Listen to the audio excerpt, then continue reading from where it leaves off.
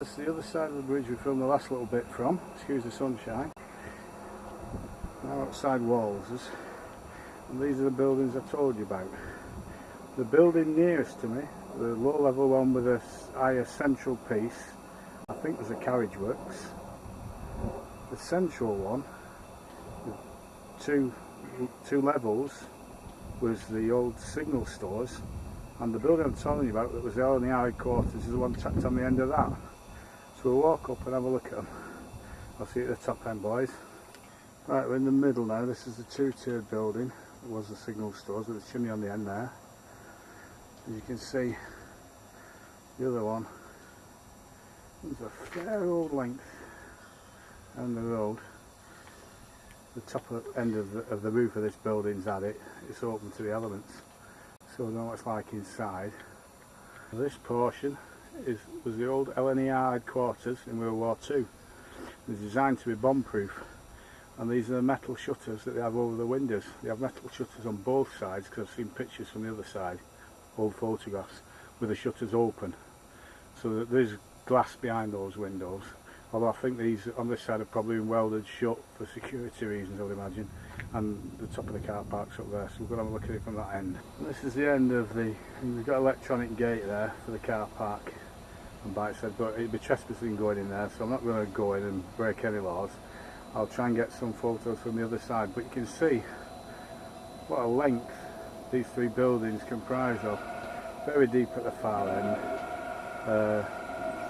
This end is just single story, the middle bit double story. God knows what they're like inside. Might be nice if I could write to Kerry Foods and see if I could get to have a look inside.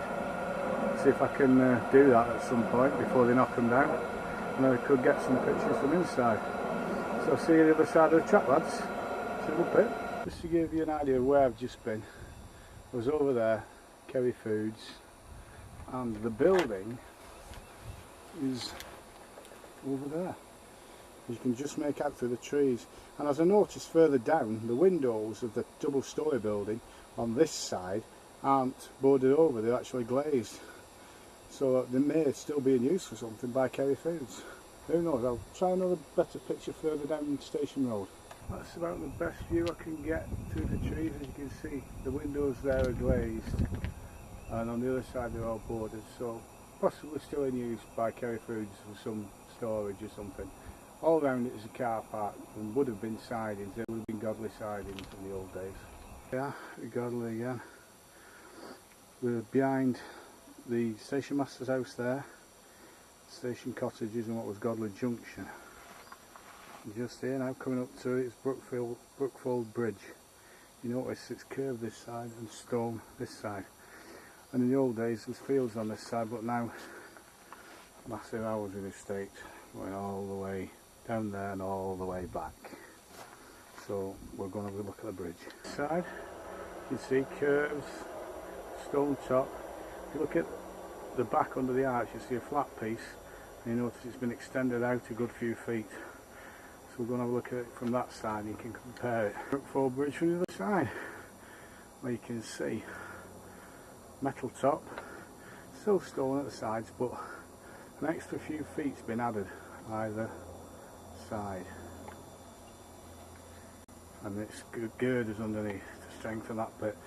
The original bridge would have been built for two lines, original stone bridge. You can see the outer face of it underneath there, and then this bit has been added on to provide a third line, which took you through over to Brookfield sidings, which will be over here and curve round parallel with the main Sheffield. We're up near the top of the back of the bridge on the old side here now. The signal box would have been here, and if you can see there in the new growth, there's bits of brick and God knows what rubble. All that part will all be what's left from when they demolished Brookfold signal box. Actually got burned down by hooligans in 1980 something. I'll get the exact date for you, but then obviously they would have just demolished it as they ripped the line up anyway to make work for the footpath. I ended up last week by saying that this bit of mangled metal here was probably the base of the signals but it's not, it's actually a piece of catenary. There's the main post and there's the slanted part, and Brookfold was to the immediate right of this, so Brookfold signal box would have been right here now as we're looking at these trees. And beyond here there's a barrier where I was going to go before my camera last died. We'll have a look at the turntable now.